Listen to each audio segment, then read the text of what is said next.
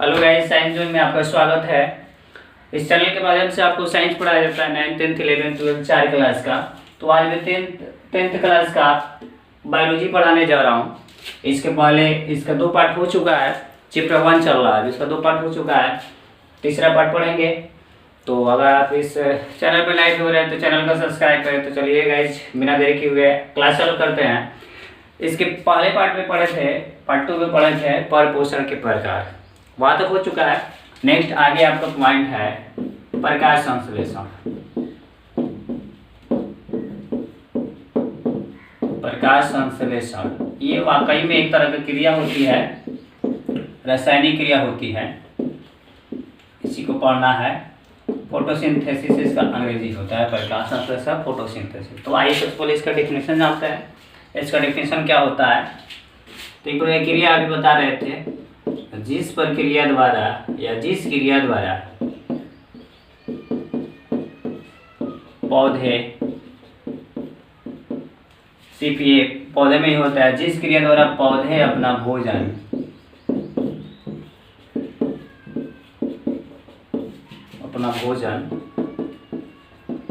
तैयार करते हैं,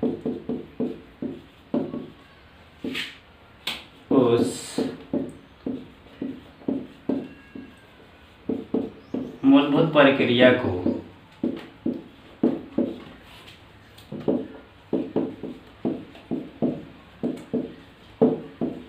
प्रकाश संश्लेषण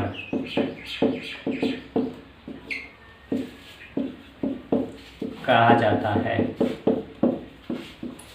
ये डेफिनेशन लिखा हुआ है। मैं जिस क्रिया द्वारा पौधे अपना भोजन तैयार करते हैं, उस मूलभूत प्रक्रिया को प्रकाश संश्लेषण कहता है। ये प्रकाश संश्लेषण प्रक्रिया सिर्फ पौधा में ही होता है, पोषण प्राप्त करने के लिए स्वयं से करते हैं। अब इसमें ये करते क्या है, क्योंकि पौधे में क्या होता है, पौधे में पत्ती जो होता है ना, पत्ती में क्लोरोप्लास्ट पाया जाता है, पण है जिसको हिंदी में कहा जाता है, क्लोरोप्लास्ट पाया जाता है। तो वो पत्ती में क्लोरोप्लास्ट होने के कारण उसको ना सूर्य के प्रकाश को ऑब्जर्व करने की क्षमता होती है, ऑब्जर्व करता है। वो उसको ऑब्जर्व करेगा तो कुछ ना कुछ होगा इस क्रिया में। ऑब्जर्व करता है तो होता है क्या, सूर्य प्रकाश क्या एक तरह का ऊर्जा ही है। तो ऑब्जर्व करता है तो क्या करता है, तो देखिए क्या करता है, सूर्य के ऊर्जा को पौधे, क्योंकि पौधे में हो रहा है इसलिए सूर्य की ऊर्जा को पौधे प्रकाश संश्लेषण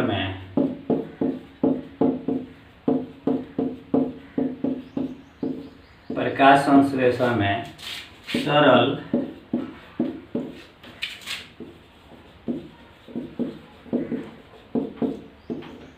अकार्बनिक अणु CO2 एवं H2O को पादप कोशिका यानी प्लांट से पादप कोशिका में स्थानांतरित करता है।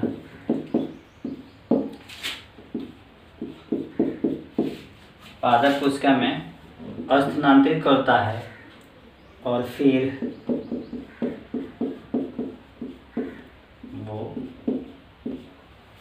वो कार्बनिक अणु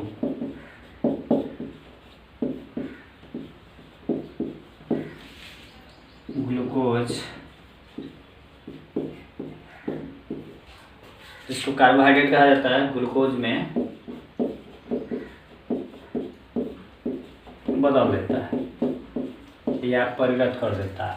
किस क्रिया द्वारा? रासायनिक क्रिया द्वारा। क्या करता है, जब सूर्य का प्रकाश होता है तो पत्ती जो होती है फोटोसिंथेसिस के द्वारा वो क्या होता है, इस प्रक्रिया में सूर्य के प्रकाश को अवशोषित कर लेता है, ऑब्जर्व कर लेता है। अब जैसे ऑब्जर्व होता है तो उसमें अकार्बनिक अणु CO2 एवं H2O को पादप कोशिका में स्थानांतरित करता है। उसके बाद से कार्बन डाइऑक्साइड और जल के साथ मिलकर वो क्या करता है, उसको पादप कोशिका में स्थानांतरित करता है, यानी चेंज करता है, बदलता है। स्थानांतरित का मतलब ये हुआ, चेंज करता है, बदलता है। और फिर वो क्या होता है, कार्बन अणु में बदल जाता है, कार्बनिक अणु में वो बदल जाता है। तो वो भी बदलता है तो किस रूप में बदलता है, तो वो ग्लूकोज के रूप में बदलता है। ग्लूकोज को हम कार्बोहाइड्रेट कहते हैं, और मुख्य रूप से ग्लूकोज जो होता है ना, वही इसका फोटोसिंथेसिस प्रक्रिया में इसका क्या होता है, मुख्य रूप से भोजन होता है, ग्लूकोज ही होता है भोजन। अब इसके अलावा ये सिर्फ ग्लूकोज का निर्माण नहीं करता, और चीज़ करता है। तो भाई इसका इक्वेशन होता है, समीकरण से समझते हैं इसका, 6CO2 + 12H2O। और जब ये होगा तो सूर्य के प्रकाश की उपस्थिति में sunlight and chlorophyll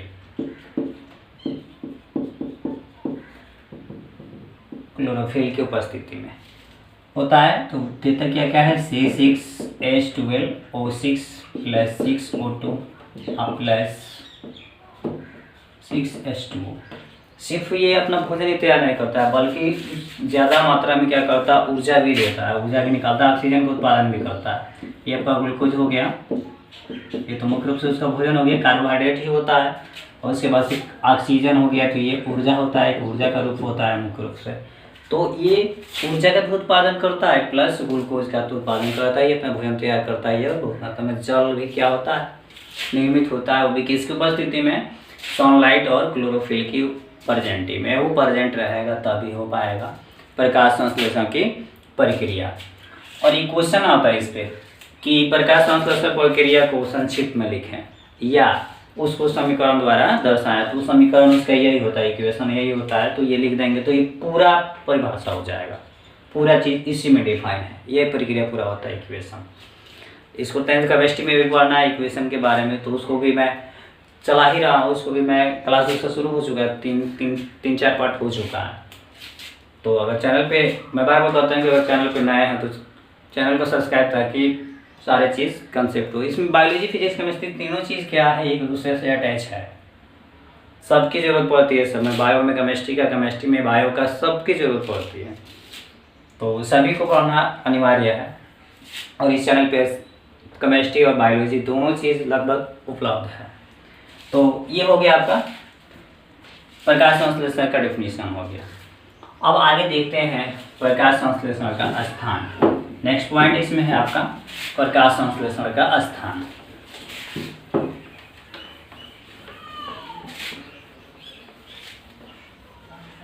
place of photosynthesis, प्रकाश संश्लेषण का स्थान नेक्स्ट है।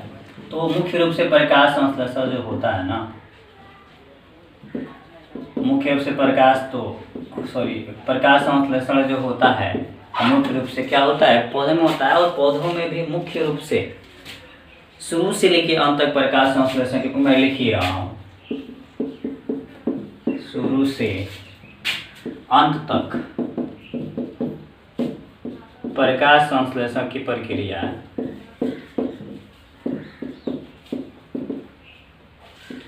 प्रकाश संश्लेषण की क्रिया या प्रक्रिया सेम चीज है, क्रिया पत्तियों में होती है, पत्तियों में नहीं, क्लोरोप्लास्ट में होती है, क्लोरोप्लास्ट में होती है। और ये मुख्यतः पत्तियों में पाए जाते हैं।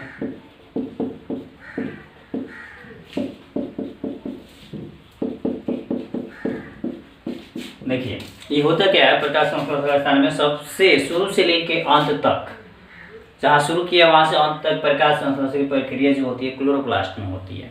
और क्लोरोप्लास्ट पाया कहाँ जाता है, तो पत्ती में पाया जाता है। अब क्लोरोप्लास्ट है क्या, तो क्लोरोप्लास्ट पत्ती का रंग क्या होता है, इसी वजह से क्लोरोप्लास्ट जो होता है सूर्य के प्रकाश से मिलता है। और ये 3 तरह का होता है क्लोरोप्लास्ट, बणिलवक, अबणिलवक तथा हरित लवक, 3 तरह का होता है। तो इसमें सबसे ज्यादा इंपॉर्टेंट जो होता है, कुल मिलाकर के पत्ती में ही प्रकाश संश्लेषण प्रक्रिया होती है, इसमें सबसे ज्यादा इंपॉर्टेंट होता है दो चीज है, पत्ती का ही ज्यादा इसमें भाग होता है। एक चीज पत्ती के बारे में जानेंगे, यहाँ पे पत्ती है इसके बारे में जानते हैं, फिर आगे बढ़ते हैं।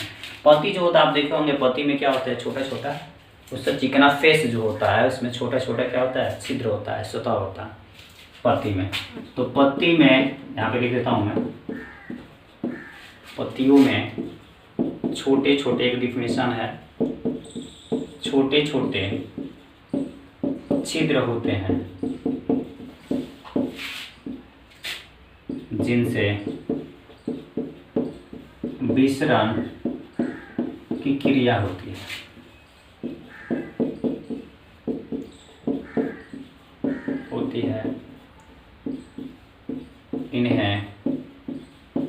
रंध्र या स्टोमाटा कहा जाता है। ऐसे रंध्र या स्टोमाटा। पत्ती में आप देखे होंगे, पत्ती जो होता है उसमें आप देखेंगे कि इसमें छोटा छोटा छिद्र होता है जिनसे विसरण की क्रिया होती है। मतलब ऑक्सीजन जल को ग्रहण करेगा, ऑक्सीजन को ग्रहण करेगा, सूर्य के प्रकाश को। विसरण का मतलब एक जगह से दूसरे जगह या किसी चीज़ को एक्सेप्ट करना, विसरण उसी को कहते हैं। तो विसरण की क्रिया होती है, उन्हें हम लोग कहते हैं रंध्र या स्टोमाटा। वो जो छिद्र होता है वो उसमें, तो फिर भी मिला के कहीं से देखा जा रहा है पत्ती ही काम हो रहा है, पत्ती ही काम आ रहा है। तो इसमें पत्ती को हम लोग कहते क्या है, इसको तो स्टोमाटा कहता है। पत्ती को इसलिए, पत्ती को क्या कहा जाता है, इसलिए पत्तियों को प्रकाश संश्लेषी अंग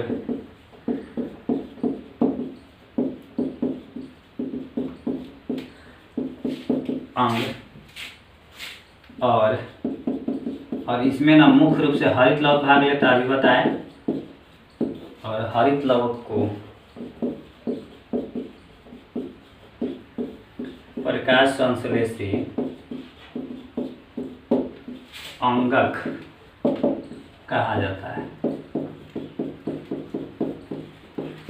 ये आपका डेफिनेशन था, प्रकाश संश्लेषी अंगक कहा जाता है। अब देखिए मुख्य रूप से अभी हम शुरू से लेकर अभी तक बता रहे थे, शुरू से अंत तक प्रकाश संश्लेषण प्रक्रिया क्लोरोप्लास्ट में होती है और वो पाया जाता है पत्ती में।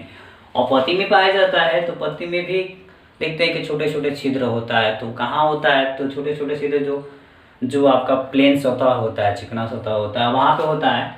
तो उसमें क्या होती है, विसरण की प्रक्रिया होती है, इसलिए उसको हम लोग रंध्र कहते हैं या स्टोमाटा कहते हैं। इसलिए पत्तियों को इसमें ज़्यादा से ज़्यादा काम पर पत्ती का है, तो इसलिए पत्ती को हम लोग प्रकाश संश्लेषी अंग कहते हैं। क्लोरोप्लास्ट के कारण ये क्या करता है, सूर्य के प्रकाश को उत्सर्जित करता है, पहले ही बताया प्रकाश संश्लेषण डेफिनेशन में। और हरित लवक को प्रकाश संश्लेषित अंगक कहा जाता है। दो चीज़ है यहाँ पे, अंग, अंगक, अंग है, अंगक है। इसका मतलब क्या है, ये ऑब्जर्व करता है यानी अपने अंदर लेता है, और ये क्या करता है, उसका उपयोग करता है। अंगक इसलिए कहा गया, ये उपयोग करता है उसका, और ये उसको क्या करता है, ऑब्जर्व करता है, लेता है। यही अंतर है। तो उस पत्ती को हम लोग प्रकाश संश्लेषी अंग कहते हैं, उसको संश्लेषित करेगा प्रकाश को। और इसमें ये क्या करता है, क्लोरोफिल की उपस्थिति में करता है, यानी ये अंगक हो गया, ये उसका उपयोग करता है। इस सूर्य प्रकाश को संश्लेषित करने के लिए हरित लवक का उपयोग करता है। और यही रीजन होता है कि पत्ती का रंग क्या होता है, हरा होता है। क्वेश्चन आता है कि पत्ती का रंग हरा क्यों होता है, तो यही क्लोरोफिल के कारण, क्लोरोप्लास्ट के कारण होता है हरा। और एक चीज़ और है नॉलेजेबल बात, कि ये जरूरी नहीं है कि प्रकाश संश्लेषण प्रक्रिया में तो सिर्फ हरा ही रंग रहता है, तो होता है अनेक तरह के रंग होते हैं। इसमें लाल भी बहुत पौधे होते हैं, उसकी पत्ती लाल होती है, भूरी होती है, उसमें भी होता है, लेकिन कम होता है प्रकाश संश्लेषण प्रक्रिया। सबसे ज़्यादा हरापन जो है ना, क्लोरोफिल जो होता है, उसी की वजह से सबसे ज़्यादा प्रकाश संश्लेषण प्रक्रिया होती है, संपूर्ण होती है। तो ये प्रकाश संश्लेषण का स्थान था। अब इसमें स्टोमाटा आया ना, ये दो तरह का होता है, बंद स्टोमाटा और खुला स्टोमाटा, दो तरह का होता है। तो छिद्र कैसे होता है, पत्ती का आंतरिक भाग में स्टोमाटा कैसे बंद कैसे रहेगा, खुला कैसे रहेगा, तो उसको आप नेक्स्ट पार्ट में पढ़ेंगे, नहीं तो वीडियो बहुत ज़्यादा लंबा हो जाएगा। नेक्स्ट पार्ट में पढ़ा जाएगा। उसके बाद से प्रकाश संश्लेषण के घटक 3-4 होते हैं, वो पढ़ेंगे 4 को। तो अगर ये वीडियो आपको अच्छा लगा है तो वीडियो को लाइक करें, कमेंट करें। कोई प्रॉब्लम है तो उसको कमेंट करके नीचे लिख दीजिए, उसको मैं डील कर दूंगा नेक्स्ट पार्ट में। और अगर आप इस चैनल पे नए हैं तो चैनल को सब्सक्राइब करें, ताकि नोटिफिकेशन आपके पास तुरंत से तुरंत पहुँचे। Thank you.